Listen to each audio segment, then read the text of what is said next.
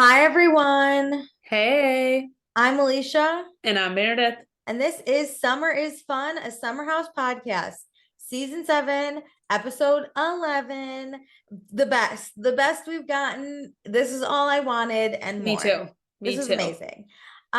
Okay, before we get into the episode, check us out on the A&M Podcast Network. We have this podcast, we have It's About the Pasta, Vanderpump Rules podcast, and we have One Season Wonders. Please be sure to rate, review, subscribe. We have one new review. Woohoo! Summer is fun. It's 5 stars. It's from Maggie G1 and it's titled Love This Show. Hell yeah. She says, these girlies get it. I love their in-depth breakdown of the show rather than doing a quick recap like a lot of other pods. Their opinions are quite frequently similar to mine, but they have a lot of hot takes, which I'm here for. Alicia, please never change and continue calling Carl Kyle and calling Kyle Carl with the occasional correct slipped in. I will. And Meredith, please continue correcting Alicia. LOL. You guys are the highlight of my week and always leave me with a good laugh. Oh, I love how my mistake has become a bit. When you get so excited, you mess it up the most. And so I don't want to correct you, but I Do want to make it. sure we're on the same page. Do it. And it's just like each time I'm always like, fuck. But thank you so much, Maggie G1. Thank you. This is so nice. I'm so glad we could bring a little laughter. And don't worry, we're gonna go through every single detail that I can catch in the hour and a half it takes me to watch this show. Oh, So hell yeah. don't you worry. Okay, great. One highlight of a review. Okay, follow us on Instagram at Vanderpasta. I've been laughing with the tweets. I've been out of the office, out of the world. I'm back. Okay, I'm really excited to see what tweets I've been missing. So be It's on the been, lookout yeah, for it's been a that. stressful 2 weeks, but we're So full sorry. force till the end I'm of the back. season. And join our Patreon, patreon.com/Vanderpasta. Let me tell you what you can get. For $1 a month, you get access to all our fun pre-shows where Meredith and I talk about literally whatever we want. Also, you get access to any episodes we record early, including this one. It was on the Patreon first. For $1, you could have it sooner than you want, I guess. I don't know. Okay, for $2 a month, you get access to everything I just mentioned. Plus when we do go back and watch old seasons, which we've been getting a lot of questions. We're gonna watch all the old seasons. We just need these new seasons to fucking stop. But once they do, we will go back, watch old seasons, and then what we'll do is do an after show where we'll still discuss current Bravo news as to not put it on the throwback episode and give away spoilers. Mm-hmm. Also, we'll say your name on the podcast. So, oh man, I feel like it's been a minute since I've done this. So, thank you to Chris, Danae, Darby, Dee, Dustin, Gabriella, Aisha, Jackie, Jamie, Casey, Katie, Kelly, Kelsey, Chrissy, Sarah, Cameron, Tierney, Tiffany, Tonette, Tracy, Amy, April, Courtney, Emily, Gina, Jennifer, H, Jennifer T, Kirsten, Ruby, Taylor, and Tiffany. Woohoo! Wow, I feel like there were new names sprinkled 100%. in. Oh my God. What? We've been busy that I haven't even I I didn't take note, but this is like unreal. Wild. Thank you all And welcome. for doing this. Welcome to our Patreon. Um, okay, and then for $5 a month, you get access to everything I just mentioned. Plus, for live shows and live seasons, you get to give us your thoughts, questions, opinions, concerns, and I will read them on the podcast. And another bit that's not funny is that I always fucking forget. And I did forget. I remembered at 9:14.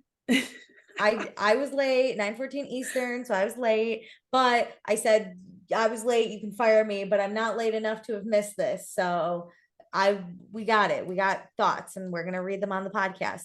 Heck And yes. also we'll pick a patron of the episode. So this week's patron of the episode is Jamie, and it's because Woo! Jamie I think knows that we just love words of affirmation, and she wrote on our summer house post, uh thoughts question mark, love you too, you're the highlight of my week, you are so fun to listen to, I'm not watching the season live for the first time and can't wait to hear your recap each week. Oh my gosh. Well, Jamie, when you catch up, we are here for you. Girl, you don't have to watch it live. No. Actually, wait, I hate misgendering. You totally could be a man at Jane. I'm so sorry. This is my nightmare. That's okay. I hate That's okay. misgendering. That's okay. Jamie. Either way, whether you watch it when it airs live, you're a few days late, or even a few weeks or months late. Jamie, however you Girl. identify, just catch up when you can. We are happy to have you. Do your thing, Jamie. But comment to us your thoughts. Yes, even if it's late, give us your thoughts. We'll read them before. Okay, great. What am I doing now? Is it time to go on the episode? Is that it? Is that all the stuff I Podcast had by to the do? people. If you have any. That was it. Oh, okay, great. So Then, yeah. So stop, Meredith. If I say it's done, it's done. That was just a comment, not about a comment about the episode. No. Everyone came in after the episode. So okay. All right. Let's get into it then. Is it time for it? Oh my God, yay. Okay. So previously on Summer House, Corey's here and him and Sam have been going out on some dates. Carl has a ring and he's gonna propose at the end of the summer. Robert's not around and Danielle's bummed. Lindsay doesn't think Danielle is supportive of her relationship. Danielle is confused why she can't have an opinion. Lindsay's going out and having a night without Carl. So Danielle and Carl at the house are talking about their relationship. So it's Friday, 9:51. We pick up right where we left off. Carl and Danielle are talking. Carl admits that he's been shopping for rings and Danielle screams into a pillow. I was like, Danielle, no, this is being a little too dramatic. Before we get into it, so if you've ever watched Real Housewives of New Jersey, there's this big long feud between Teresa and Melissa, their sister-in-laws. Everyone's always like, what team are you on? And truthfully, I am on no one's team because I don't want to hang out with either of them. That's how I feel about Lindsay and Danielle, but it's because I want to hang out with both of them. Like I see both sides and I just want them to fucking stop at this point. I don't have a team. I don't have a team. I after this episode, I constantly flip-flop back and forth between the teams because I'm like, all right, you did a great job here. So and so needs to do better. This moment, I'm like, Danielle, no, don't scream in the pillow. But then I'm really proud of Danielle talking to Carl. Yes. But then I'm mad at Lindsay. But then I'm mad at Danielle. But then I'm mad at Carl. It goes up for Danielle after this. But when we started the episode, I was like, geez. Yeah, I was like this is gonna be painful. So with that, here I go, undecided but loving everyone. Okay, Danielle says she's not against Carl and Lindsay's relationship. And Carl does feel better. He thought maybe it was an issue with him or like something from their relationship from years ago. Carl. And Lindsay has come out and said like she has never believed this. Well, Danielle is like, this is absolutely laughable. Like, why? This is men. It's been literally so long. I don't think of you, Carl. It's been 9 years. But I think it's cute how Carl's really concerned. He's like, I don't want Danielle to not like me as a person to date Lindsay. He is worried what the problem is. He is trying to see like where the resolution can come from. Yes. Which I do love that like digging type going on. Great. He has some terrible takes, but he still is looking for what's wrong. Yeah. So he gets to it because Danielle says she feels like Lindsay and Carl are cutting her off. And Carl says he doesn't want it to be that way. And he hopes the four of them can do things together. And Danielle says, but why does it have to be a couple thing? Why can't it be the amigos? And that's where the issue lies. Yes. There it is.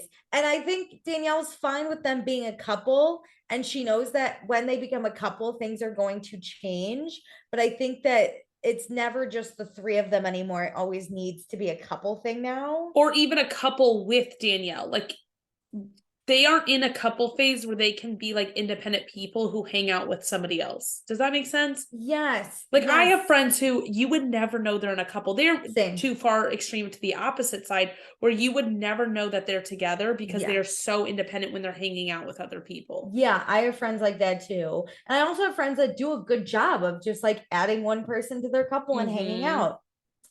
Again, I don't think that's Carl and Lindsay, but I see where Danielle is struggling with this change. And I think Carl does too.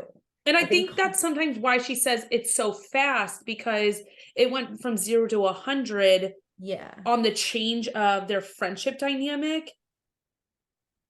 like, not that their relationship maybe is going too fast, but she feels like she's free falling. And I feel like she hasn't been given the, I don't want to say grace, but almost like the Transition ability. period. Yeah, she hasn't been given that transition period, I think, to get used to them as a couple. It doesn't sound like she hangs out with them at all, really.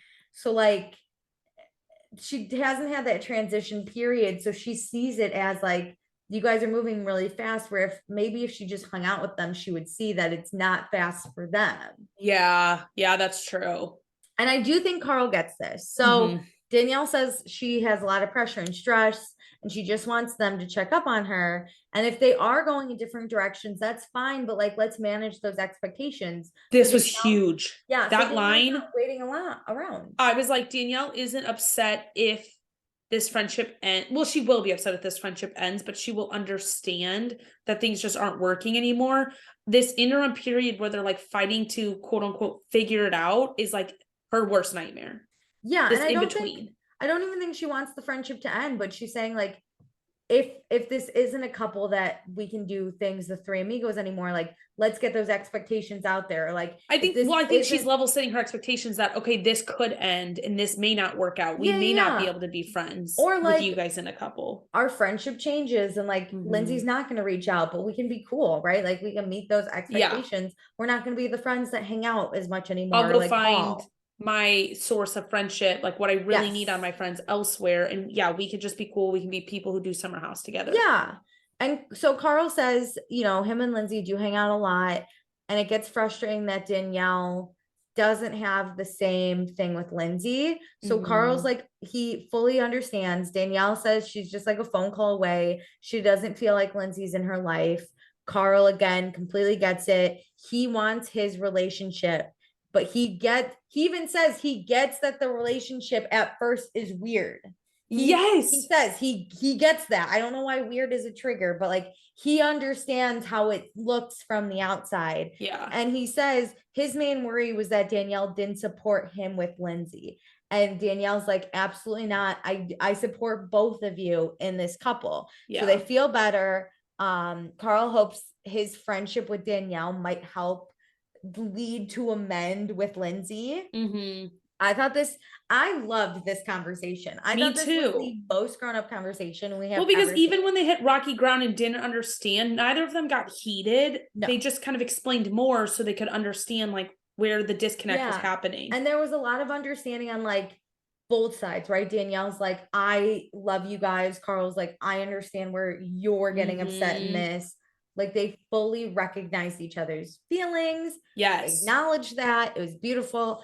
And like Carl got what he needed, like you said, where like he needed to hear Danielle say, like, Danielle supported their relationship, which she does. Yeah. I think it just hasn't come across that because it hasn't been asked point blank as Carl did. It also seemed like Carl was like, it's like when your best friend gets in a relationship, you like really harshly judge this guy. And I think Carl was really worried that Danielle didn't think he was good enough for Lindsay. So I really do think this was like great validation. Honest, that made me feel really good that like Carl was worried that Danielle was worried about like her best friend. Like, it made me love I thought Carl. that was so sweet that he was like, he saw that like Danielle's worries were out of love. Yeah. Even if they were towards him. It was so cute. Okay. So outside on the couch, Gabby and Kyle and Amanda talk, and basically they talk about how this relationship will never be the same as when Lindsay was single. And the relationship was always like Lindsay doing what she wanted and Danielle supporting, but they don't know how to navigate like Lindsay getting support from somewhere else. Yeah. Okay, so it's 10:06 p.m. We're drunk. Like the other half of the house is drunk. Corey and Sam are making out. And then it's 8:18. Lindsay like pushed the camera to show it. It was so funny. So funny. So at 10:18, Sam calls Amanda and is like, yo, meet us at Southampton Social. You want to go out because you're not fucking lame. And I was like, I gotta give that. I want to play that whenever I'm feeling fucking lame. That's the mantra I want. Yeah. You're not fucking lame. So basically, like, there's half the group at home that's like, and like the other half that's gonna get ready to go out. And then Lindsay takes the phone and she's like, where's Carl? And Gabby's like, I don't know, he's not here. And she's like, fine, try calling him. Where is he? And Kyle does the like, don't tell her what's happening because Lindsay's drunk. But it is for the best. And also, like, yes. I don't want to get involved. Like, we're not getting involved. We're trying to have fun. That's not fun. Yeah. So then Carl comes in and he's like, hey, what's up? And they're like, hey, Lindsay's on the phone for you. And he says, like, I was talking to Danielle, but she doesn't hear it because she's distracted and hammered. So yeah, that's what happened. So we go back out. Corey and Sam are still making out. I wish they would stop cutting and just let us watch it for a little bit. Stop cutting away. Let me watch the makeout. There's two hot people. Let me watch the makeout. I get it. I mean, there was a lot in this episode. Let me watch the makeout. Anyway, then we go back to the house. Kyle and Danielle talk about how the talk went really well. And she got off everything she needed to say. And then Amanda accidentally takes a picture of her face. Which she looks gorgeous in. Like when I take a picture of my face, it does not look like that. Yeah, when they showed that photo, I was like, oh, cool. I'm an idiot. I look like a potato when I take a picture. I look horrendous if I ever do that. Yeah. Okay, so now it's 11:16 p.m. Paige, Sierra, and Lindsay are home. And Lindsay runs over to Carl to make out with him. And Danielle walks by. And then Carl waves at her super weird. Yeah, but I kind of liked the acknowledgement of her. Like, that's the thing of like, don't just be in your little bubble. Yeah, but it was super weird the way he did it. And then he goes, Lindsay's home. I don't know why. Listen, I know these conversations that they're having aren't funny, but I laughed a lot during them because I thought they were really funny. Awkward. Going through little like friendship awkward like bumps is the worst. The worst. Because you're like, I just want to be normal, but like we're not normal. Yeah. And then Lindsay in her high-pitched voice, because she's not facing Danielle, she goes, who was that? And Carl goes, Danielle. And Lindsay, high-pitched as shit, goes, oh, like hates it. So then okay. So then Lindsay asked Carl if he had a good night. And Carl's like, yeah, I did. I was a little anxious when I was going to talk to Danielle though. And so Carl tells Lindsay what happened and that the dynamic is interesting and the friendship has changed, but Danielle is not blaming Lindsay. And Lindsay says, yes, she is. And Carl's like, Danielle just wishes that you would reach out more. And Lindsay's like, why am I being blamed for not doing that? Well, because you are the only one who can be blamed for not reaching out more. You are the sole person who is responsible for that. I fully felt Carl in this conversation. He was just so confused, and I was equally confused. He is relaying information in a normal tone. He's getting very yelled calm. At. Yeah. So Carl's like, no, Danielle's not blaming you. And Lindsay's like, no, she is. I wrote down this whole conversation. I found it so fucking funny. So then Carl says he felt really good about the conversation and he's happy. And like Lindsay does not have an issue with Carl and Lindsay dating. Danielle doesn't have an issue. Yeah. Sorry. I don't know what I said. Danielle does not have an issue with Carl and Lindsay dating. Which is Lindsay's huge. Like, yeah, great. That is a big thing that did need to be settled. Also, Carl's got a big ass smile on his face when he's saying this. And Lindsay's like, great, but she can't move forward with me then. And Carl's like, we can move forward. It's okay. Yeah. And Lindsay's like, but I'm being blamed. It's my fault. And Carl's like, let's not think like that. And Lindsay gets really mad. She gets up and she's like, I thought you would have an opinion. So I'm so sorry. I was like, it's so funny. I was so confused. She just kept. I now understand myself. I think when I'm drunk and angry, I love Liz. You just channel it into nonsense and anything to be mad at. He says something and she like gets to pull out a few words and make her own angry statement towards it. We'll get there. I just want to say I love Lindsay. I really miss her drinking. I understand. It is unhinged. I understand there's growth and she doesn't need to anymore. And I'm very happy for her. But for the sake of watching this show, I'm fucking obsessed with her drinking. It was a lot. Yeah, she just told Carl, I thought you'd have an opinion. And Carl's like, I did, because my opinion was I want her to be supportive of our relationship. And she is. And Lindsay's like, great. I thought you were going to have an opinion. And Carl's like, you're not even letting me have an opinion. So then, and he's like laughing at this point because he's like, this is so It's stupid. comical. Yeah. It's so funny. There's nothing he can do. So then Lindsay asks why Carl felt good about it. And Danielle said, he's like, listen, Danielle doesn't have an issue with me, you, or our relationship as a whole. That's huge. Danielle's cool. And Lindsay's like, oh, she doesn't have an issue with you, but why aren't you bothered? She has an issue with me. And Carl's like, I don't think she does. And Lindsay's like, yeah, she does, because she's blaming me. And Carl just goes, I'm not getting into this right now. And he gets up and she's like, oh my God, you're so defensive. And Carl's like, you're defensive. And Lindsay chases Carl to the bedroom and she's berating him about how he doesn't care about her in this situation. And everyone can hear because now they're upstairs in the hallway, except Danielle, weird enough. Danielle's like, she's in that downstairs bedroom. I think she heard the beginning. I think she heard a little, but she's like unfazed. Everyone else is like ears against the wall. I'm them. If I hear yelling, my ear goes to whatever the closest wall, door, ground, anything. I want as much as I can get. Yeah, I'll open up a vent to listen. Hell yeah. Oh my God. Listen. This would have been thrilling in the house. Oh my God, I would have been like perfect couples arguing. Yes. Listen. Let's get out. Also, one of them's sober and one of them's drunk. Yes. Wild. And it's not like the entire house is involved. So you're like, no, you're not going to get dragged into the fight. You just got to watch it from afar. You just got to stay out of the eye line of the angry person. Yes. Okay. So, Carl says he just had a talk with Danielle. That's it. That's all he's had. And she doesn't have an issue with their relationship. And Lindsay's like, great about our relationship, but what about me? Lindsay's going off about how Carl is selfish. And she calls Carl difficult, which is so fucking funny. I'm like, what? I mean, the man from season 1, 2, 3, 4, 5, definitely difficult and selfish. But this one? No. I mixed up. Carl called her difficult. She's like, I'm difficult? And I was like, yes. Girl, yes. So downstairs, Kyle's like, yo, Danielle, like, they're fighting. And Danielle's like, I think it's about our conversation, but it went well. And I guess Lindsay doesn't like that. And then Paige, Sierra, and Amanda come down and join.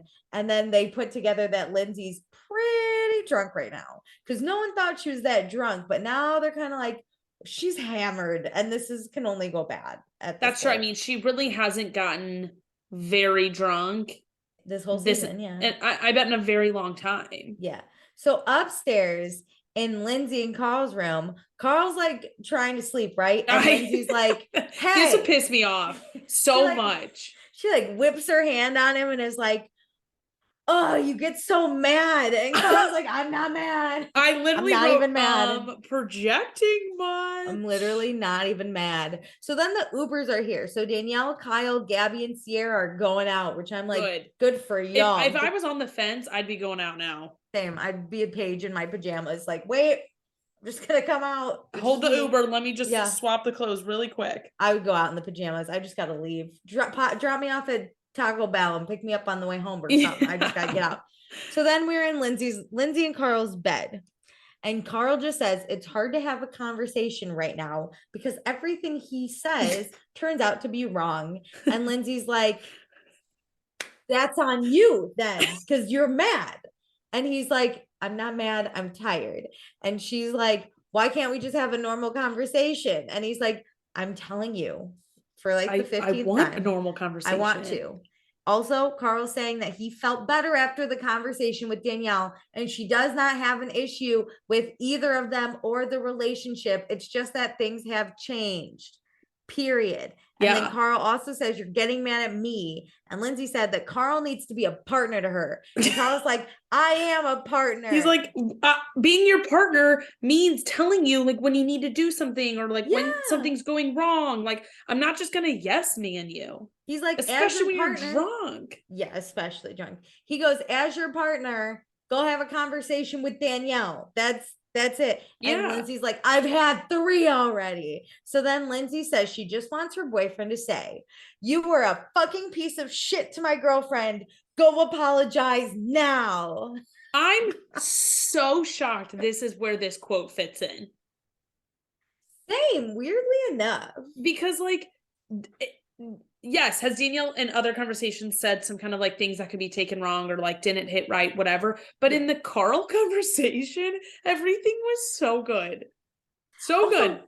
Carl would never say this to anyone. No, especially Danielle. Yeah, that's his bro, you know, like he's not gonna say that to Danielle. Also, like even drunk, unhinged Carl would not say this to anyone. If he wasn't gonna say it when Kyle was screaming at Lindsay, yeah. Okay, why would he say this to Danielle? I thought about that too. How come it was perfectly acceptable for Carl to not stick up for Lindsay in that situation? Yeah. But in this situation, he literally gets to the point, the root of the problem, but he's the asshole. Yes. Like he has solved the problem if Lindsay would just listen. This is what tells me like Lindsay does not actually want to do any work to like have a relationship with Danielle. This right here, this situation. I think she's just drunk, but like this is so ridiculous. I don't think so because people always say your like drunk thoughts are your sober, or that's true. Your drunk words are your sober thoughts. Like I truly don't think Danielle or Lindsay cares about this friendship that much anymore. Well, then fine, just let Danielle know that, you know. So Carl basically says no to Lindsay to say this, and then I'm happy he was like, I'm not, fuck you, no. And then he says Lindsay's being rude and she's looking for a fight right now. And Lindsay says she will be happy when Carl can understand the blame is put on her yet again. And Carl's like, I just hope my conversation helps your conversation. And Lindsay's like, your conversation blamed me, so you're blaming me. And Carl's like, listen, figure out if you want to be friends with her or not. And Lindsay's like, happy you feel better. I feel worse. And so now she's like, Carl, you're so selfish. And Carl's at this point just like, yeah, I'm selfish. Like he just feeds into Lindsay to just shut her up. Which angers her. Yeah, even you're more. The worst. Yeah, I'm the worst. You're always the victim. Now you're the victim. And so then Lindsay keeps going, right? She just cannot pause. I would fake dead. Same. So Carl gets up and he slams the door, which I thought was the exit, but I think it's the bathroom. I think it's the closet. You think he just sits in the closet? Listen, we've seen that room a few times. We know where the door is. It's that first door, like if we're looking at the wall on the right, you know, like their bed, and then there's the door in, and then their bathroom's right there. Remember that morning that they woke up and they were like, "Oh, love you," and then they were kissing. They were in the bathroom. No, the bathroom door is right on the same wall as the door of like the entrance to the room. Yeah. So then Carl walked into a different wall based on the camera angle. Like under the camera. Yes, under the camera into the closet. I think he had nowhere to go. He just walked into a closet. And he's like, I just need a fucking minute. Yeah. Because I wouldn't want to go into the like rest of the house. I don't want to go see anyone and talk to anybody about what's going on in my own room. I want to go in the bathroom. Yeah, I want to not be in this room, but I don't want to be in any other room. So the closet will do. That's true. If I was Lindsay and Carl went into the closet, I'd be like, get out. I need to go to the bathroom. Like I'd pull one of those shits. Because you mean if he walked into the bathroom? If he walked in the bathroom, that's how I would get him out. Yeah.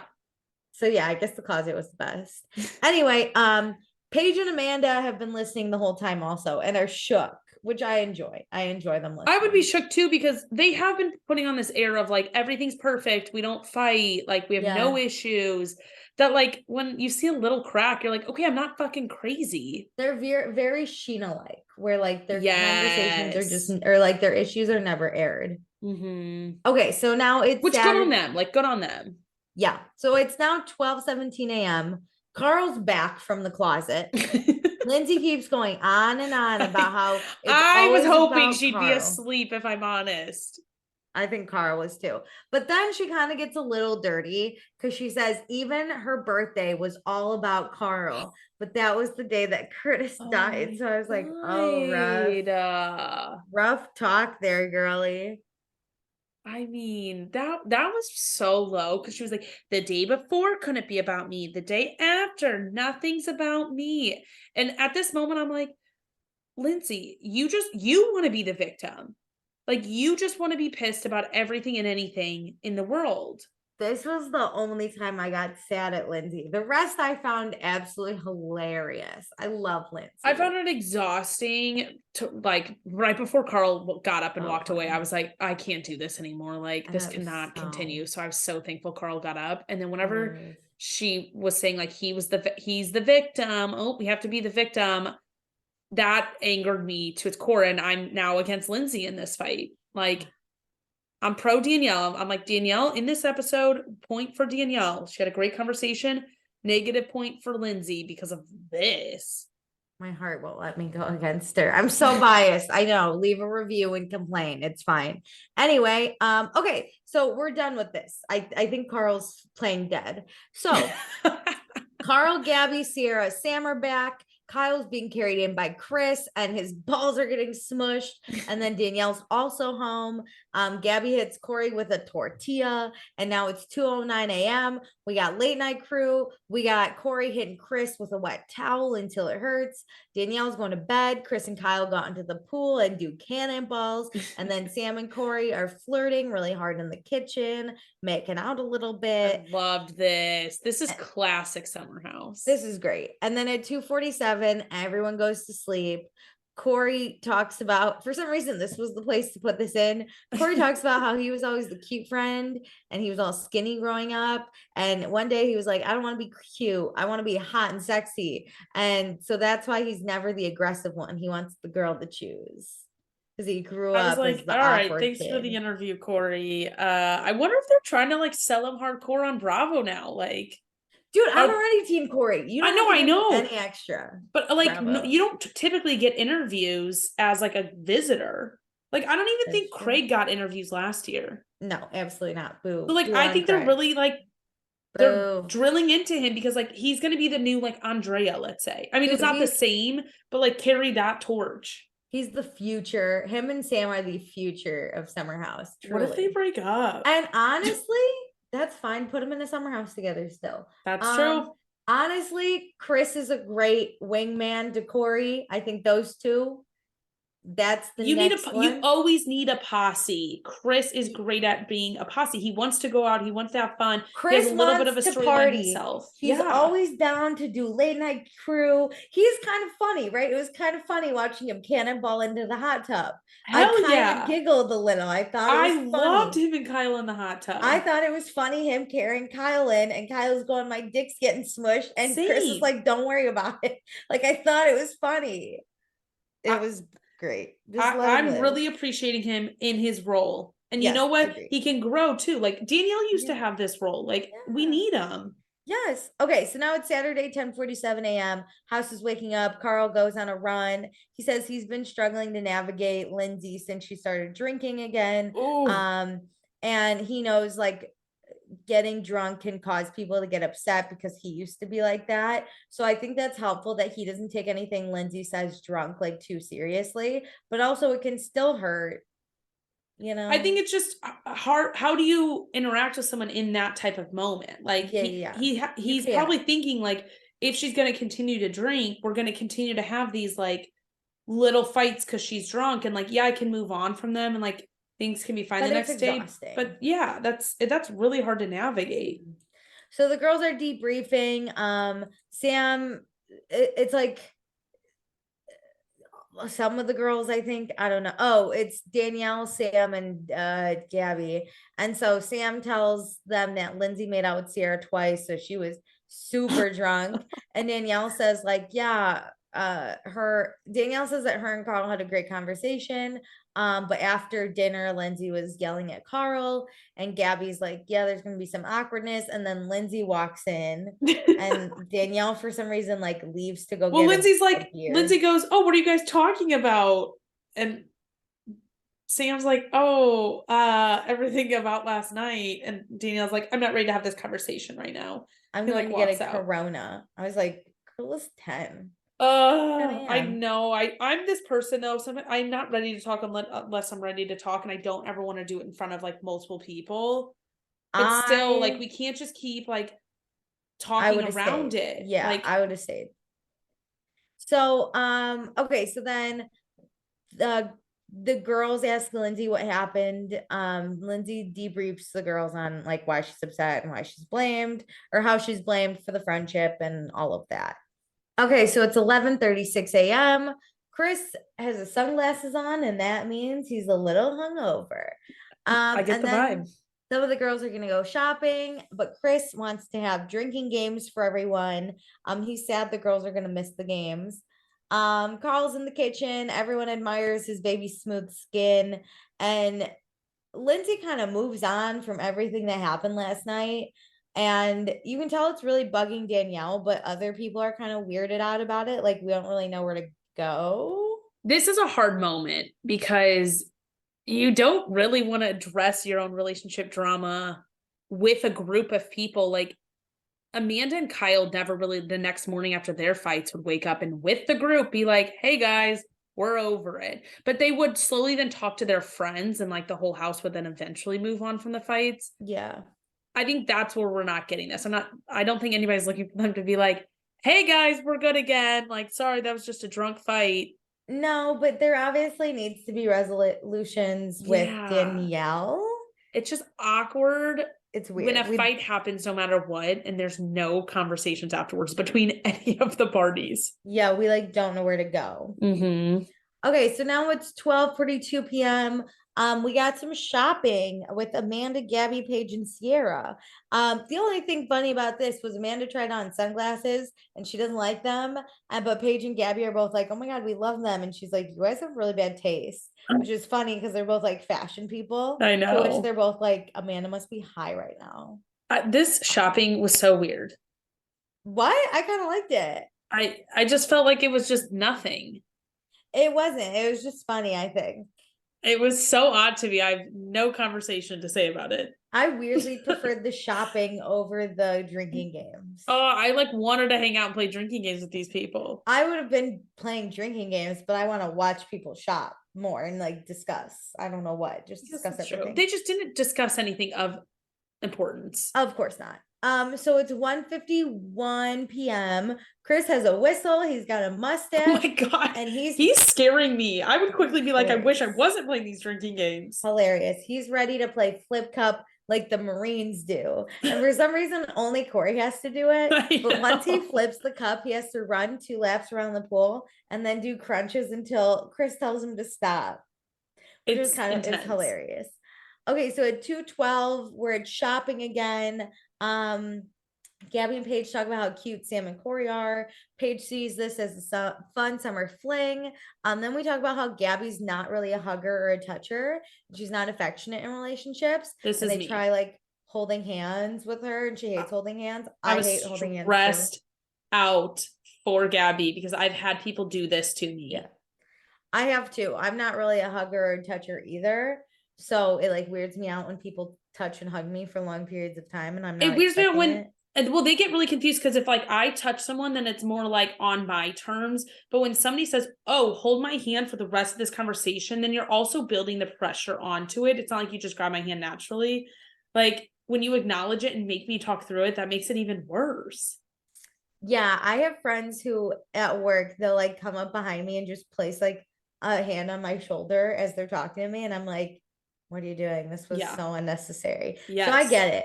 But Paige then tells a hilarious story how Craig holds her wrist because her arms are too long. I didn't understand that, but I'm like, all right, whatever, I'll go. I didn't understand that either, but I guess at an airport, someone thought that he was kidnapping her. I think this is the funniest story. How did we not hear about it sooner? It's such a Craig thing. Of course this would happen to Craig. Craig looks like a kidnapper. I'm just kidding. I don't know what that I think it would be so funny to see them walking around New York where he's just holding her wrist because it's awkward heights for them to hold hands. Just leading her. Just as like an Easter egg that I found, I would totally run up to them and be like, ma'am, are you okay? Is that taking you? That would be so funny. I think Paige would die laughing. I think Paige would too. I'd be like, I know that. Are you safe? Do you feel safe? He's like really got a hold of you. And I would like start laughing because of course, and then she would know that we're soul sisters. Anyway, okay, so 100%. it's 2:39 p.m. The girls come back, they hear the game's going on. We watched a little bit of Flip Cup. Carl's pretty bad. He should probably never play again. Paige is gonna go play. So now they play this like spin the bottle game, but you throw an egg if the bottle lands on you at Insane. someone. Corey nails Carl. I would Oh hate my to be hit God. by Corey. I would if he threw an egg at me, I would And it was fall like over. close range. Yeah, it was close. Listen, like I said, if this egg hit me, I would fully fall over from the pressure of the egg. Yeah. So then we figure out that the eggs are Amanda's breakfast because they're hard-boiled eggs. So I didn't realize that they were hard-boiled I didn't eggs. I either. thought that they were not cooked. Yeah, they're just My hard-boiled eggs. God. We figure out it's Amanda's, and so we switch to water balloons. Okay, and then the games start to die down, but Corey and Sam are flirting still. Oh my God. They're all over each other and it gave me the It's butterflies. so I cute. ship this couple now. Same. I needed them to announce it like now. Yeah, I'm obsessed with them. Amanda, Sierra, and Paige talk. They got their emails from the fertility test they took, and they want to open them together. So they go to their room. Paige goes first. So Paige is gonna hit menopause around 51 and has a normal amount of eggs for her age. Woohoo. Amanda goes next, same thing as Paige. But Amanda's kind of bummed because this doesn't give her an idea of what's actually going on with her. Like she Yeah. still doesn't have her period. She's losing weight. Her skin is awful. And she just wishes that something was off so she could pinpoint it. Yeah, like obviously there's still gray area of what is wrong. And so it's just Yeah. slowly narrowing it down until you find hopefully what's wrong. That's the worst thing about like illnesses is a lot of times you're just Yeah. checking boxes off of it's not that. I've been here and it's the most frustrating thing to be like, I just actually would rather you give me bad news so I know Yeah. rather than have to continue to figure it out. But okay, so then Sierra goes and she learns she might hit menopause sooner than 51 and has less than an average amount of eggs for her age. And she gets really upset because that's not what she wanted to hear. Which this these is very tests, sad, but 100%. I'm very iffy on these kinds of tests. Like I really Yes. think you need to go to a doctor. I feel like there wasn't, I mean, Sierra, rightfully so, those emotions and her like thinking through that like terrifying stuff. But I felt like the information they were giving, maybe they got more. It was just weird and vague. Well, it was like you might hit menopause sooner. You might have a abnormally low amount of eggs. Like there was no like you definitely do.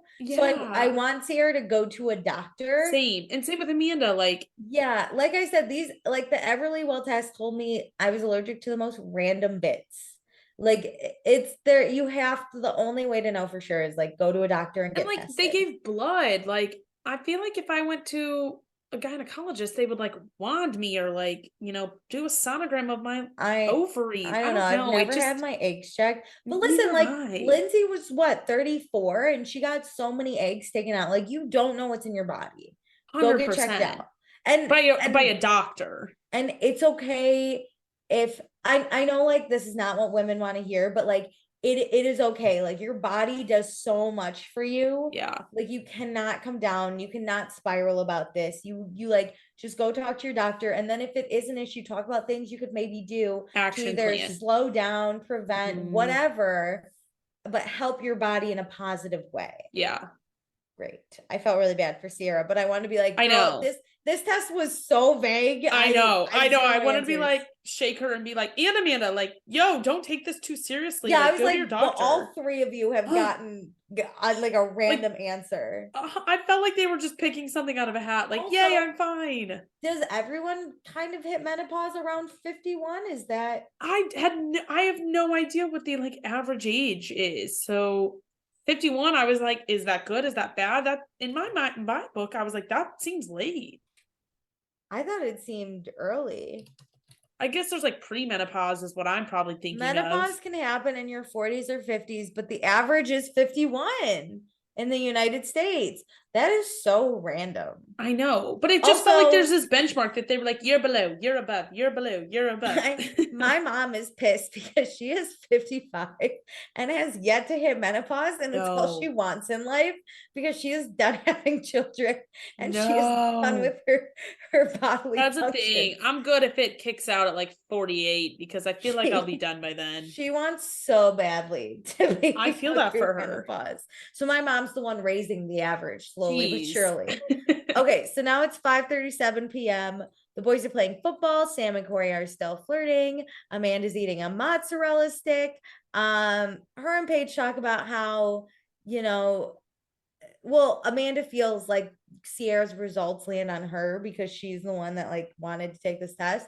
And Paige is very nonchalant. I think she also knows they should go to doctors. Yes, it's fine. It's like it has nothing. Really, it's not your fault whether we did the test or not. Like everything's fine. It is, yeah. But I do feel for Sierra because I know even when you get like this stupid test that, again, I don't know if it means anything or not, or if it's accurate, but she's obviously really upset and this is worrying her. I think she is spiraling. She's just thinking like, oh my God, what if? And you just start thinking of all these worst case scenarios. It's really hard to pull yourself back out, even if you believe this test is bullshit. Yeah. And she says, all her choices she's currently making, she's doing for herself because she wants to be in the best situation to have a family. And now she's scared because she doesn't know if it's a possibility to have kids. And I'm like, girl, you are 20 something years old and you have less than average amount of eggs. It is okay. It only takes one. It takes one egg. You're okay. Yeah. Don't spiral. So now it's 6:03 p.m. Danielle, Kyle, and Carl all sit down. Kyle asked Danielle how her and Lindsay are, and Danielle says they were great, but after talking to Carl, maybe Lindsay wanted to know that Danielle is supportive of the relationship. So like Danielle's going to tell her that. Yeah. And Carl said which is huge. Like I do think Lindsay really needs that. She's really hung up on lack of support. Yes. So Carl says he did try to relay this information. He says he didn't do a good job, which is like, no, you did. But I appreciate him being like, it didn't go well. He's a good boyfriend. Yeah. Yes. So Kyle says, like, you've been direct with Lindsay, and Danielle's like, yeah, but now like Lindsay doesn't need me, which I think is very telling, like where she's coming from again. Because like through all Lindsay's shitty relationships, Danielle has always been there. And now Lindsay has everything figured out, and that's great. But Danielle doesn't. And now she's not getting that support from Lindsay the way she would be handling it. It's kind of a double-sided coin with Danielle. Like she doesn't feel needed. And she also feels like Lindsay doesn't want to be there for Danielle either. Like Danielle has no role as the hero in Lindsay's life, but also as like Lindsay's not going to be her hero either. So where do they have a friendship? Yeah, I have no idea. Because I feel like, and this is really hard to like go through friendship transitions where you don't have those common things you always talk about. Like school is always something that kind of binds you together. And I feel like this show has really, connected them. We're now at a position where their lives are really changing in the future, and their long-term lives are about to make these massive shifts. So it's like, where do I fit in your life? Yeah. Yeah, I mean, you said it all. Where do they fit in? We just don't know. Okay, so then Danielle does say though, like it doesn't have to be a fight. So then Lindsay joins and she's like, what are we talking about? And Carl goes, in this moment, she joins and she sits on Carl's lap. And I was like, those are the moments that would tick me off all the time. If every time I see them together, it's like she's sitting on his lap. I think in this conversation, because I do think it's between Lindsay and Danielle with a little bit of Carl, I think the three of them needed equal ground. Because now it feels like Lindsay has support and Danielle doesn't. Yes. And I know that's not how it's being set up, but I can see where but Danielle seems unfazed. Yes. Granted, there was not a chair, so it's not like she chose a chair over that. I noticed that and I was like, ugh, that would be like here we go. I thought it was fine. Anyway, Lindsay's like, what are we talking about? And Carl's like, you, honestly. And Danielle says, like, she says that Carl and Lindsay feel like Danielle doesn't support them, and that's not what's happening. Like Danielle makes it very clear she supports them. And Lindsay's like, yeah, but you said our friendship has changed because of this relationship. And Danielle's like, yeah, don't get defensive, but like, but also don't think I'm not supportive just because like the relationship has changed. Yeah. She just says she wants more from the friendship and needs Lindsay more, like they always used to hang out. And Lindsay does say, but you're not in the city anymore. And Danielle's like, but you could just call me. And this is where Kyle jumps in and says, you know, Danielle just wants to be seen by her best friend. And Danielle says it's not a blame game. Okay. She just wants the sisterhood that they've had in the past. I felt like this was going so well. I did too. I like how she said it's not a blame game. And I think Kyle trying to speak on Just maybe wants to be Lindsay seen. terms that like it can click for her. I feel like it's been going really well. And I do think in a way, Lindsay also wants to be seen by Danielle. But I think it doesn't need to be a who can be seen better, who deserves to be seen more. It could be like, we both need to be seen by each other. Yes. Which I don't think is how it goes. So, yeah. So Lindsay's like, sure, it's not a blame game, but Lindsay doesn't want to take the blame. And Danielle's like, oh, and Lindsay doesn't understand how Danielle wants a relationship, but Danielle's been talking shit on Lindsay's relationship. And then Danielle is so frustrated. She like kind of starts to cry. Yeah. And she's like, it's frustrating, Lindsay, that you can't see how much I care. And Lindsay's like, no, I can't because I keep getting blamed. And Danielle straight up is like, I'm not blaming you. And this is where, again, I wish Carl would just be like, talk to like I wish he would look at Lindsay and be like, listen, she's not blaming you. Like, because Carl had this conversation with Danielle. And I liked how Kyle came in and tried to like, hey, listen up. This is what's like, she's just this is the crux of her problem. She wants to be seen. It's about her. When you're in the argument, sometimes you don't say what you mean because you're heated and you're not thinking and you have so much to say that it comes out jumbled. I really thought Carl could bring some like, hey, she's not blaming you. So it could feel like Danielle also had been heard. Yes. Right? She was because she had been the previous night. I think she felt heard and seen in the conversation with Carl. Yes. But yeah, so Lindsay still is on this. She's getting blamed. So Danielle says she's going to go leave to punch a wall. And Kyle says, don't, we need our security deposit back. It was pretty funny. He says it so blatantly. He's like, don't do that. We need our security deposit back. I knew this was going to happen. Like a few episodes ago, I said this would happen. They would have a real conversation and Lindsay's whole focus, where like Danielle is trying to put her heart there. Lindsay's whole focus would be about their relationship, like her and Carl's relationship, and like what the viewpoint is from Danielle. And I'm like, Lindsay, I need you to put your shit down for a minute and like see her, hear her, and then pick your shit up too. But I also do think Danielle's saying like, I don't think your relationship's bad. Like, I don't think anything Danielle has been saying has been too negative. I think you're right though. I think she's just done.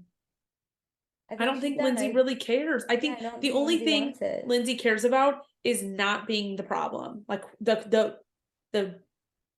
show problem. Yeah. Yeah. Like she doesn't want to be the quote unquote bad guy, but she doesn't actually care if this is like resolved. And I don't think she should be the bad guy. I think this is a really real like. No, but do you think she's being painted to be the bad guy by Danielle? Like the bad guy? No.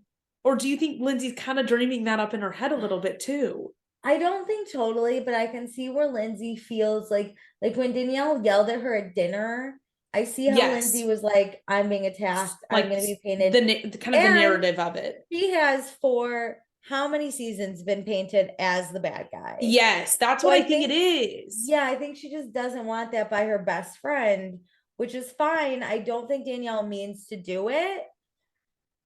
I think Lindsay's done. Like, I think she just doesn't care. I think you hit the nail on the head. I think it's like the show being the bad guy, and she doesn't want to be the show bad guy with her best friend again. Or like, she doesn't want to be the bad guy again, but especially not her best friend. So she's getting super defensive and kind of making herself the bad guy. I think she plays against herself so poorly.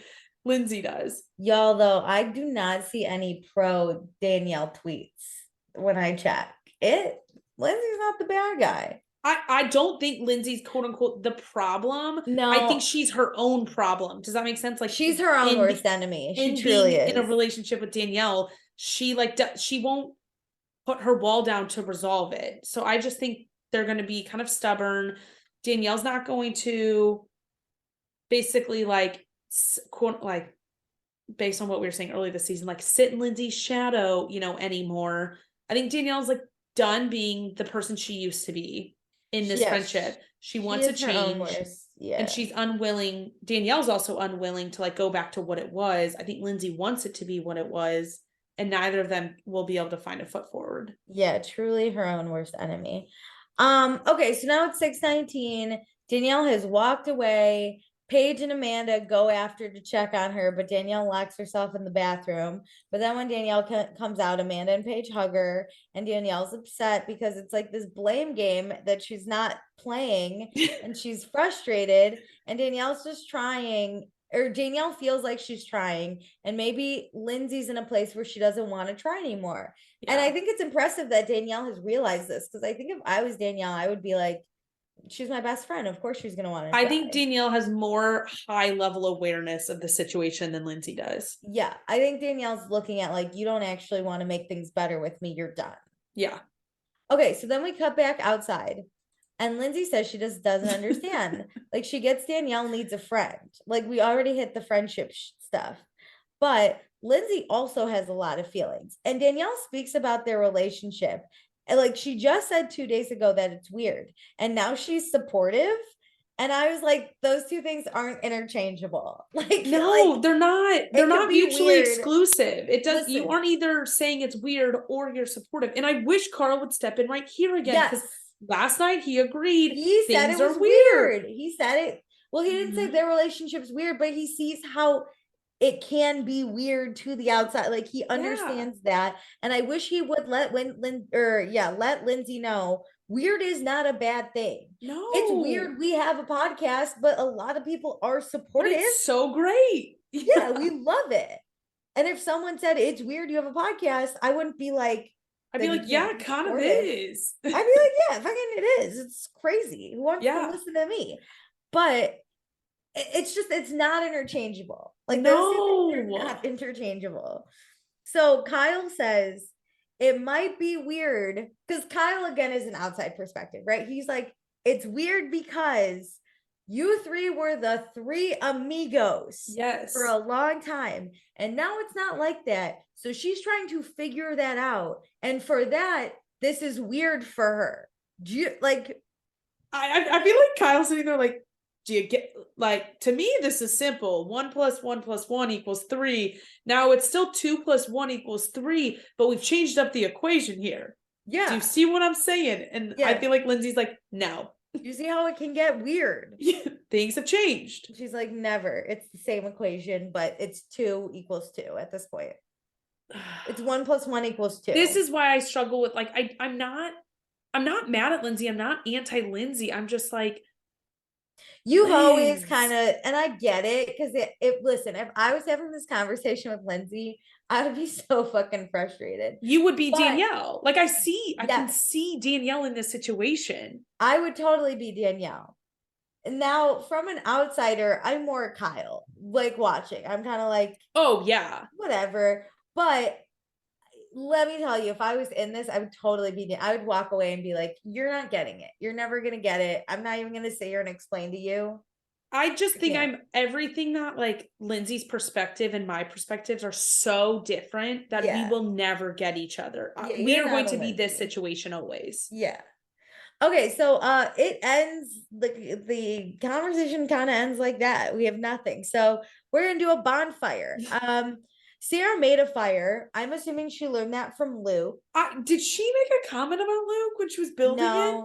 She just said she can do anything a man can do, but better. And on her, I thought, I didn't want to rewind it though. I was too lazy. I thought she said, I can do anything Luke can do, but better. And I was like, that's pretty funny. That would have been hilarious if she said that. Kyle's inside dancing by himself. We got burgers and hot dogs.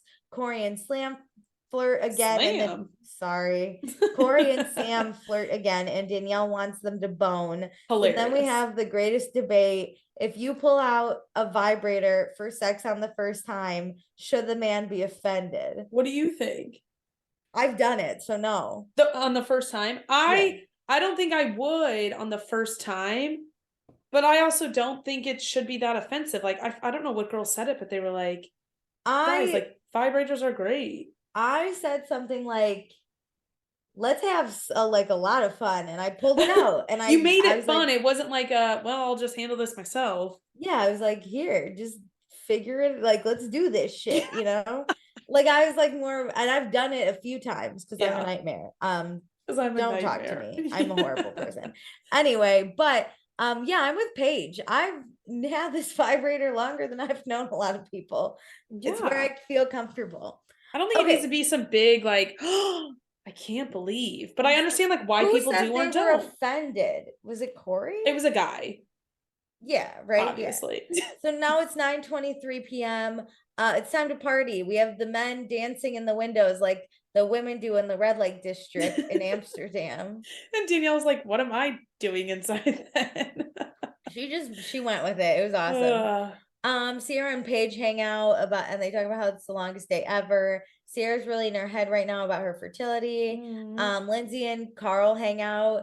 She has this high-pitched voice, like when she's flirting with him, and she's like, oh, you're so cute. I need to pay attention to it next episode. Do you not hear that? Oh my god. I think everything she does kind of irritates me more than you, that like I'm already on edge with Lindsay always. Yeah, no. It's just like I think I'm hyper aware when people, because I don't really do this. When I'm in relationships, how I talk is how I talk. I'm not very big on pet names. I'm not really big on high pitch. Like you don't change who you are. Like what? But a lot of people do. Yeah, what you see is what you get, and I get there's like this weird honeymoon thing. Like when Paige and Craig were like, "Oh, baby," and that was really weird for me.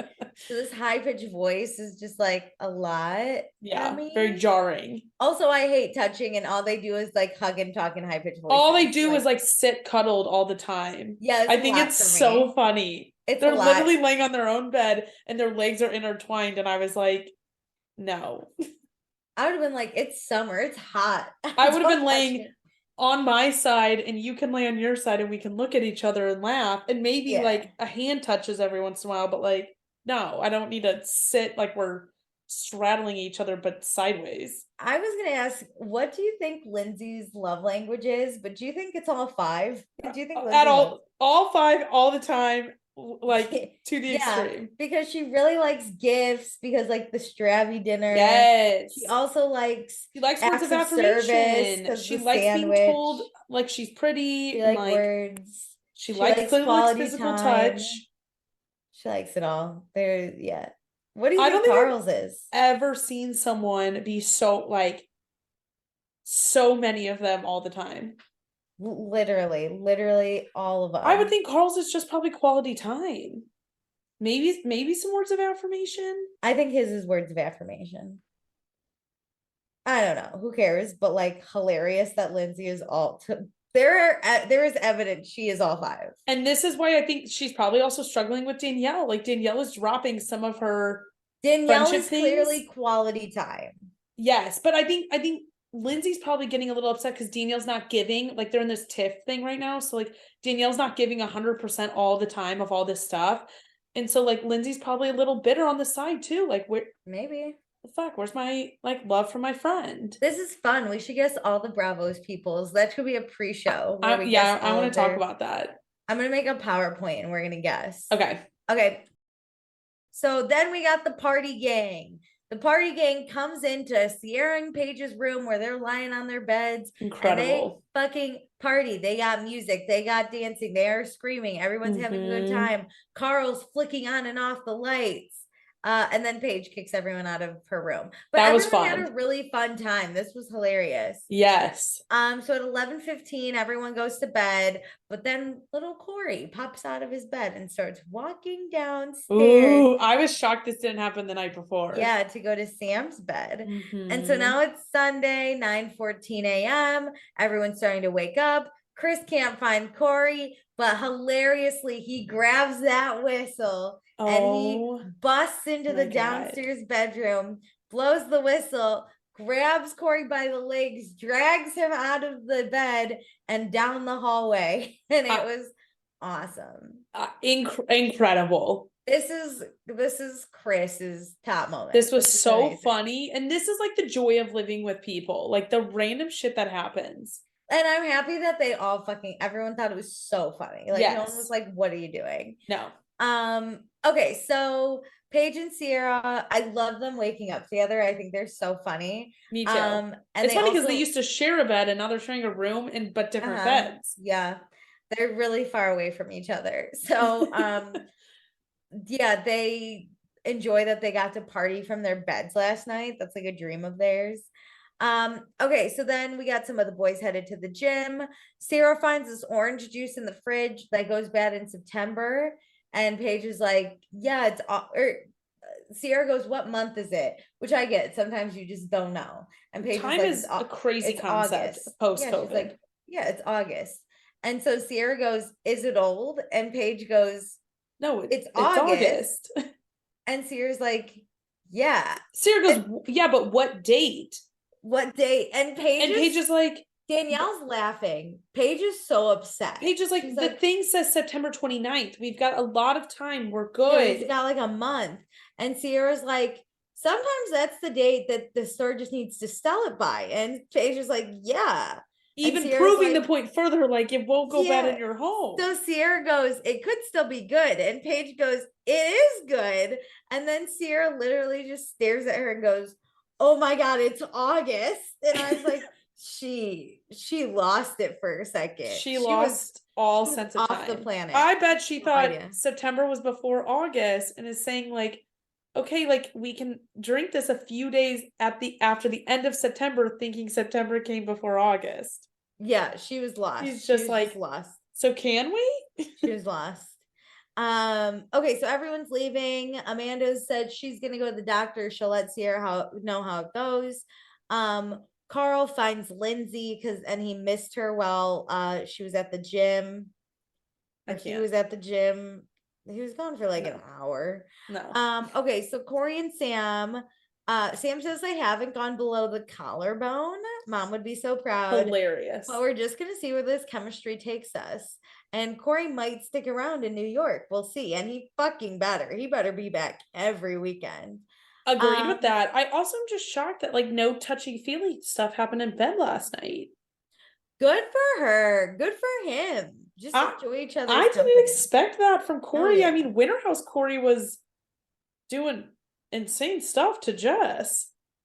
Listen, my roommate in COVID and I had a theory that if you like a boy, you do not bring him home with you for like the first 2 or 3 dates because he will lose interest. I agree. I know boys are going to be like, no, we know when we like you. No, I think that there's a special use case. Like if you are the one, it'll just work itself out. But listen, we figured you out. Okay. You got to keep him on the hook. We're going to keep you on the hook. We're going to keep you interested. And when we decide that you are good enough, we'll give you what you want. Period. Yeah. So I think she's playing the game. She's good because Corey's playing the game too. Well, also, I did not expect them to like bang last night in the master bedroom with the 2 girls in the other bed. That would have been weird. The rooming situation this season, or the bed situation, is really messing with people hooking up. It's not meant. They would have to have Chris in the downstairs bed, and then they share Corey and Chris's room. Yes. But that is so much planning that it loses all and then the excitement in the moment. Yeah, and then everyone knows you're gonna hook up. Yes. Yeah, so I get it. Okay, so then we head back to New York City. And I'm like, what are we doing here? It's almost the end of the episode. Like, who cares? I know. I literally was like, all right, we got like 2 minutes left. What are we doing here? Yeah, we get a nervous, dressed up Carl. I knew exactly what was happening after I saw him. Agreed. I was like, oh, he's going to get the ring. Because he's following his heart, and his heart is with Lindsay, and he's got himself a rock. And that's the end of the episode. I thought for a minute then it would go next time on the season finale. I just assumed it had to be the season finale because they added that little bit in at the end. Something else must happen that we don't know of. But Labor Day weekend's usually the last weekend, right? Or we can get 2 episodes. I think, you know what they're gonna do? They're gonna stop it right before the proposal. No, they're gonna stop it right before she says yes. She's gonna get down on one knee. She's gonna go, oh my God, baby. And then it's gonna go next time on the season finale. Or it's gonna say to be continued. And I'm literally gonna punch a hole through my. But like, we agree, there's only like 2, maybe 3 episodes left. Yes, because I think Vanderpump gets 15. And this, I think, is going to be 13. This cannot be more than Vanderpump Rules. I would literally It also started a week later. This is already too much. This was perfect. 1 weekend, 1 episode. That's it. That's all I want. We got through 3 fucking days. So next time, guess who we meet? We get Lexi. We get to meet Lexi. Finally. I was so confused because we didn't see Andrea. Yeah, we saw guess who we get? Since Lexi's here, guess who we get? We get Andrea. A heart. I'm so excited. If Andrea and Corey are there, I'm going to lose my goddamn mind. Same. Like, they finally give us the goods. Yes. So we see Lexi and Andrea. Chris makes it weird between Andrea, Paige, and Lexi. So weird. Corey does like Sam, and everyone's figuring out if this is a real thing. Carl was in the hospital in the morning because he couldn't feel his legs. I'm so confused. But then people wonder if Carl's getting second thoughts. Which that's wild.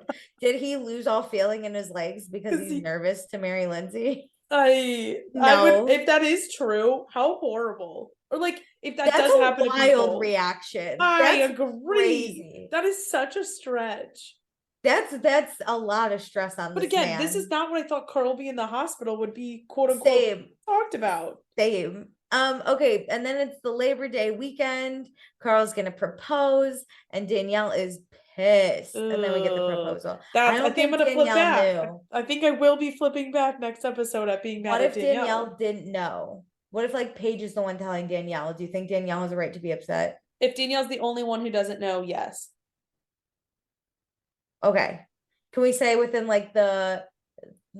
given Sam, Gabby, and Chris are not any of the newbies from this season. Okay. But the main core from the last few seasons. If Paige and Sierra and Amanda know are telling her, yeah, she has a right to be mad. Okay. And then we see the proposal that will probably be getting cut off. Can't wait. Or to be continued. Okay, let's do fun, not fun. And then we got podcast by the people. Oh my gosh. Should I make a jingle? Okay, sorry. Okay, fun, not fun. This was a fun episode. Dare I say no one was not fun? I agree with that. Because everybody was like partying or dancing, even if they didn't go out. Like, they were a good time. Like, everybody wanted to have fun in their own right, which is all I need. Okay, so what do you want to start with? What do you want to do first? Oh, I feel like not fun. Okay, but who are we going to pick?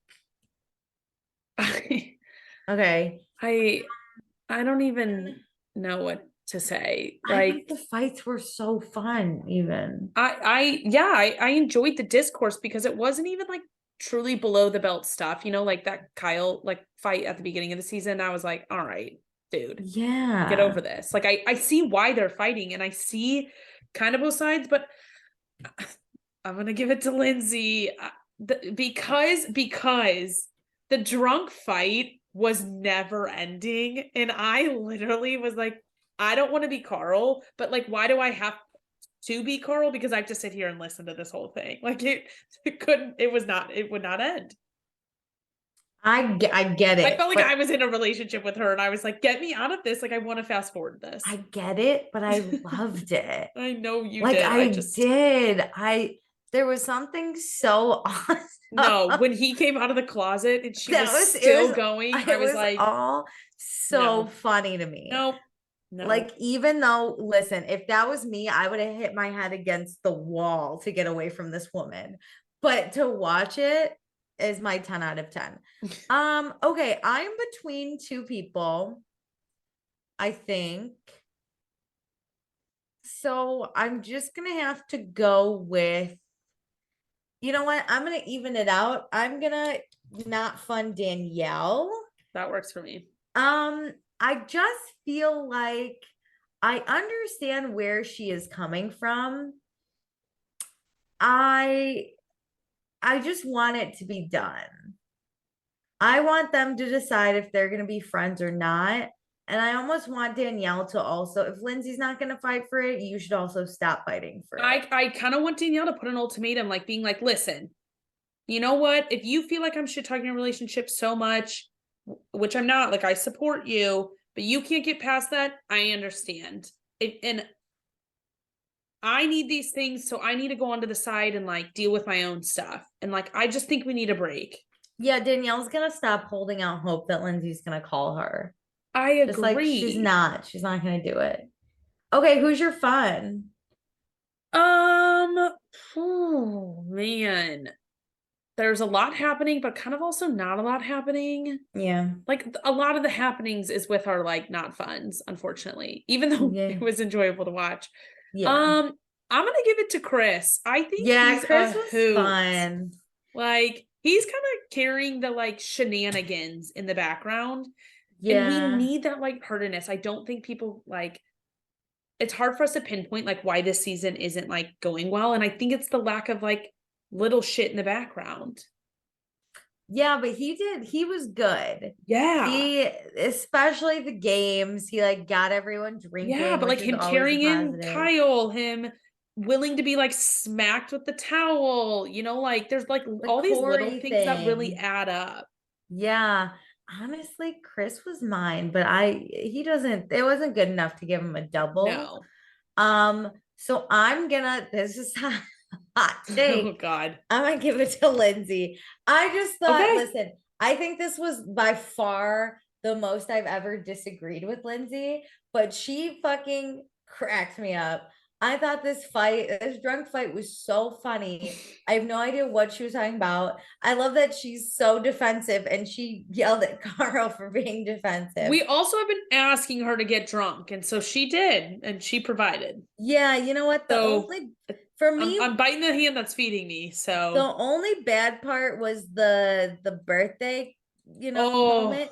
But honestly, yeah, I wanted a drunk Lindsay. I miss a drunk Lindsay. I miss a Lindsay fight.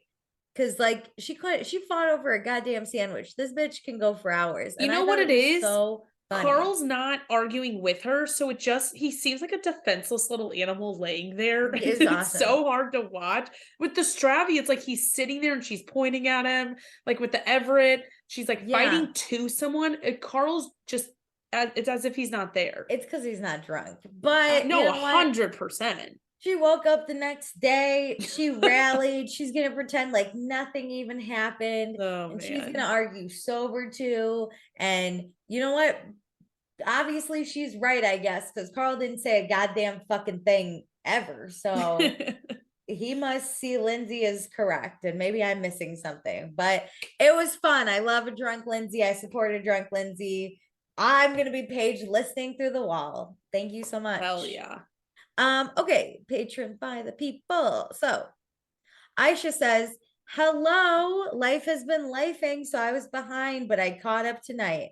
So this is, oh, okay, so it's a mix. Oh, Okay. okay. So she gives us episodes 9 and 10 and 11. So let's do 9 and 10 first. Okay. So looking at everything on season 9 made me chuckle at Amanda calling Danielle a supporting character because she holds the same space in her relationship with Kyle. Her wants and needs definitely take a backseat to Kyle's desires. I think she deserves better. Yeah, she doesn't see it, so I give up. Like whatever. I would like to know who Danielle thought she was friends with for all these years, because Lindsay Hubbard has always been self-centered and male-focused. It's her way or the Yes. highway. Now she's shocked that Lindsay won't tolerate opinions about her life. Yeah. Yeah, I think the dynamic is changing, but Danielle's wants are changing out of a friendship too. Danielle's a ride or die, man. You can punch this girl in the face and run her over with a car, and she's still gonna have your back. Well, this is the one thing that won't work. That's true. Okay, Lindsay genuinely thinks Danielle wants to ruin her life, her best friend. I think that's telling as well. She's so hyper focused on her life that her friend being hurt is seen as a thing she can't handle. Yeah. That's what my problem lies. Like Lindsay just sees it as like I don't think she thinks she's the victim, but I think she sees that her injured side is worse than Danielle's. And if you have to compare them and like say like I'm worse off than you, then there's a problem there. Yeah, I really think Lindsay's scared of like this whole she's the villain thing, because she's always kind of painted that way. And if it comes from Danielle, then that's like especially upsetting. Yeah. Okay. Aisha says, I can understand Lindsay being hurt by the way Danielle's feelings were presented to her. However, it has become a tit for tat, meaningless argument. It makes the show unfun. Oh, I disagree. I think it makes the show so, if Lindsay's to drunk, a point, it makes it fun. Yeah, to a point. Overall, Danielle has always willingly loved on and supported Lindsay. Now Danielle has one bad year and Lindsay can't fathom reciprocating a lick of understanding and support. No, Danielle shouldn't be seeking out validation from Paige, Sierra, and Amanda, but ultimately she feels shut out by not one, but two of her best friends. I think you both commented on a previous episode about the fear of presenting your needs to a friend and them still not showing up. I see that continuously happening on this 100%. Season. It's really hard. That's Danielle's one thing, right? Like she has been shut out by two of her best friends. And she's going to grasp onto anybody next to her then, whether it's right or wrong, because she just needs somebody. And so she's going to Lindsay or to Danielle or God dang it, Sierra, Amanda, and Paige, who are ready to mean girl talk with her. But like Danielle just needs any type of validation. Yeah, I think it's wild that in a lot of when your friends get in relationships, you usually just lose one best friend and maybe one like okay friend that was like in the group that your friends start dating, but it's not that big a loss. Danielle's literally losing her like two of her top best friends. Yeah. Like two of her family members, basically. Like that's a gaping hole when her boyfriend already is really busy, but she's supplemented with her besties. That hurts. Okay, Aisha says for episode 11, Lindsay attempted to gaslight Carl because he saw Danielle's point of view and didn't attack her. She's expecting blind loyalty from him. I'm glad he told her in the moment that he would not do that to Danielle. But at this rate, Carl won't have any friends. He should be able to maintain separate friendships with others and not be verbally attacked over it. Fucking agree. This man, he doesn't. They both don't have any other friends. Yeah.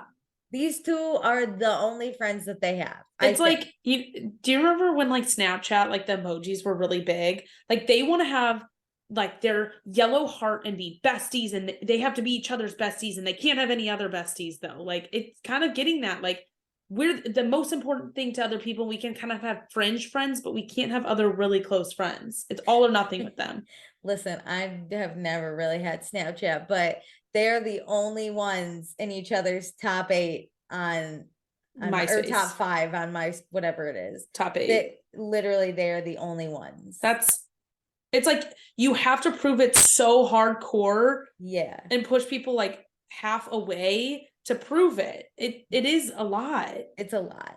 Okay, it was hard to watch Danielle break down and be met with coldness. I think Kyle stated good points, but Lindsay didn't want to hear anything. Ultimately, dynamics do change, but friends should not be thrown away so easily or treated like second-tier emotional support people. I agree. As the friend, I don't think you need to toss me away. No. I'll support. Like, I'm here. Whatever. If any of my friends are listening, I'm Danielle here. said it right. Like, you gotta reset your expectations, though. Yes. I have also seen Lindsay twist Danielle's words to gain support from others. It shouldn't be a team or a side to be taken in the situation. Neither of them are perfect. I agree. I'm done with this team shit. Yeah. Because like, okay, I'm all for like teams when it doesn't fucking matter, like Team Edward, Team Jacob, who the fuck cares? But in this scenario, there are real people being like really hurt, and I see both sides. Specifically, like at this point, I see Danielle's hurt is so hard. Yeah. So all these people that are so Team Lindsay, it's like you have no like compassion for this person that lost two of her best friends, is not being heard, also doesn't know how to communicate her feelings in a way to have her friends hear her. And then when one of her best friends does hear her, doesn't support her to have her other best friend hear her, and basically takes the other best friend's side. You know what I mean? Like, yeah, keeps losing. Okay. Honestly, it feels like neither of them truly know each other. Like, have they ever met each other? I can't get over it. No, they might just be show friends at this point. I have no idea. It is kind of insane. Yeah. So Danielle keeps saying that Carl and Lindsay avoid real conversations, but I think her and Lindsay did as well. Now she's trying to be seen by someone who doesn't understand what she needs from her. Yeah, I mean, that's true. Yeah. That Lindsay and Danielle did not have real conversations. They just kind of like, they were party friends, and now that party phase is ending. It might be that. Maybe they are just party friends. And if they are, that's fine. They might just be show friends. Like, yeah. End it. Okay, last comment from Aisha. I need to see more of Corey and Sam's blossoming relationship. It's fun. They're fun. I was happy to see people actually attempting to have fun. The bed crew needs to join in. No need. We brought the party to the beds. The bed crew will never. But that's okay. We've recast and got some younger people. We've got Corey, we've got Sam, we've got Gabby, we've got Kyle. Chris. And Chris. And Corey. Like, we've got it all to counteract the bed crew. Like, let them lay in bed. We can restart the summer with the top 4 that we have now and figure it out from there. Yeah. Okay, Tonette said, 1 minute in and I have to stop and just enjoy the casualness of Gabby and Kyle on the couch scrolling through their phones, only to stop and stare at one another after hearing Danielle's pillow screen. I just love the diversity of this season. Yes. Yeah, that was funny. It was pretty funny. I skipped over that because how do you explain that? But you did a perfect job, Tonette. Thank you for bringing light to that. Tonette also says, oh my God, Carl spoke very well and clear and nice and direct and loving. He called her a sweetheart, and drunk Lindsay shit all over him. I'm sorry. Yeah, but Carl could have made up for all of that mess by speaking up again when Lindsay and Danielle actually talked. Oh, that was so funny. Yeah, she did shit all over it. She did. It's very difficult for a sober person to have a quote unquote serious conversation with a drunk person. Lindsay was very much playing the victim and wanting a pity party, and Carl's proud moment with Danielle fell on drunken deaf ears. Yes. Yeah, the worst. It was the worst. Tona also said, hello, Corey with the cute smiles dick print.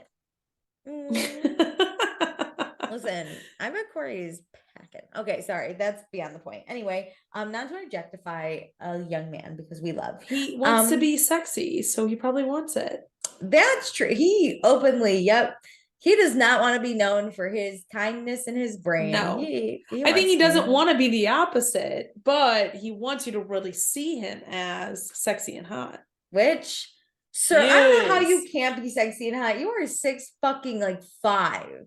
I agree. I think he also got ripped though because he wanted to counteract it. Like, he wasn't ugly. He's not ugly whenever he was like a teen. He was just that scrawny. Dude, it's puberty. I know. But like if you look at Carl, right? He was always just tall. And somehow that made him like kind of hot, right? And then he started working out and you're like, the scruff. Yeah. Ooh.